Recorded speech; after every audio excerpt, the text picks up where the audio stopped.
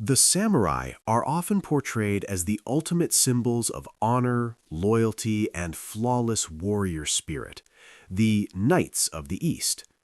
In popular imagination, they are masters of the sword, living and dying by the code of Bushido, never betraying, never retreating, never showing weakness. But this image, while powerful, hides a far more complex reality. The true history of the samurai is not just a story of glory, it is a story of politics, survival, ambition, betrayal, and adaptation. The origins of the samurai are deeply connected to Japan's unique geography. Japan is an island nation located close to the Asian mainland, and throughout its history it was heavily influenced by China. Writing systems, government structures, philosophy, and even the concept of the emperor were shaped by Chinese models. During the Heian period, Japan's central government in Kyoto attempted to expand its control northward. There, it encountered indigenous warrior tribes, skilled horse archers who fought using fast, mobile, guerrilla-style tactics.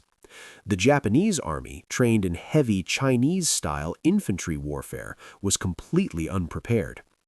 Instead of defeating these warriors, the Japanese were forced to imitate them.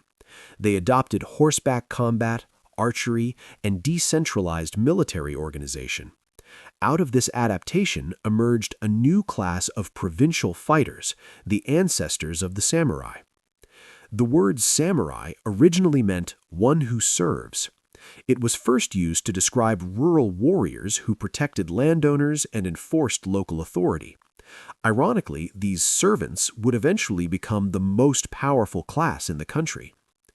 As the imperial court lost interest in governing the countryside, real power shifted into the hands of military families. Revolts became common, and eventually the samurai seized control of the state, establishing the Kamakura Shogunate, Japan's first military government. Officially, the shogun ruled in the name of the emperor. In reality, the emperor became a symbolic figure, while the shogun acted as a military dictator. In the 13th century, Japan faced its greatest external threat, the Mongol Empire under Kublai Khan. Two massive invasions were launched against Japan. Samurai used desperate tactics, night raids, suicide attacks, and fire ships to slow the enemy. Ultimately, two massive typhoons destroyed the Mongol fleets. The Japanese called these storms kamikaze, divine winds sent by the gods. Although Japan survived, the Kamakura government was severely weakened and soon collapsed. What followed was centuries of civil war, culminating in the Sengoku period, the age of the warring states. This was the golden age of samurai warfare. Legends were born in this era, epic duels, noble rivalries, and heroic deaths. But it was also an age of deception, mass slaughter, and endless betrayals. Some rivalries, like that between Uesugi Kenshin and Takeda Shingen, were fought with mutual respect, but most conflicts were ruthless struggles for power. When European traders introduced firearms in the 16th century, warfare changed forever. Contrary to popular belief, samurai did not reject guns as dishonorable. Most warlords adopted them immediately. Odanaki was among the first to use firearms effectively. Honor did not prevent betrayal. Nobunaga himself was betrayed by his trusted general Akechi Mitsuhide and forced to commit suicide in a burning temple. Mitsuhide claimed power, but was killed months later. Such betrayals were common. The samurai code was never as pure as later legends would suggest. In 1600, Tokugawa Ieyasu won the Battle of Sekigahara and unified Japan. The Tokugawa Shogunate brought over 250 years of peace. And in peace, the samurai lost their purpose.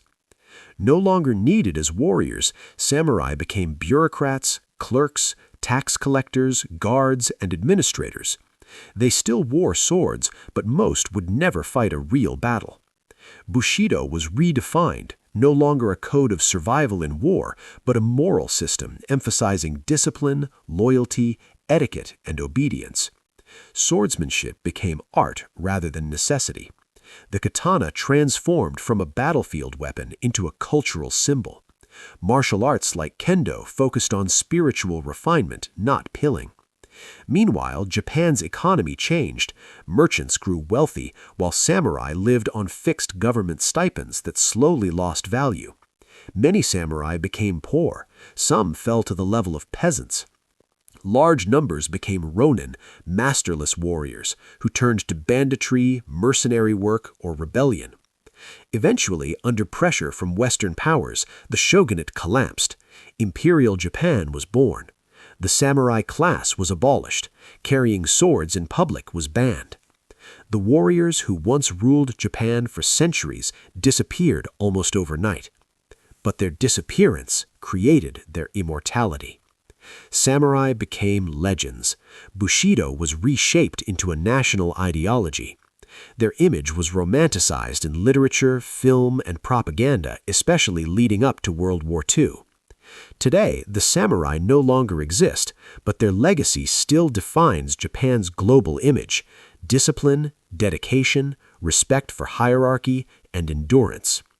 The samurai were not simply warriors in armor.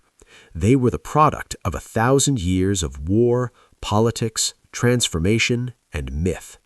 And in many ways, the myth is more powerful than the truth.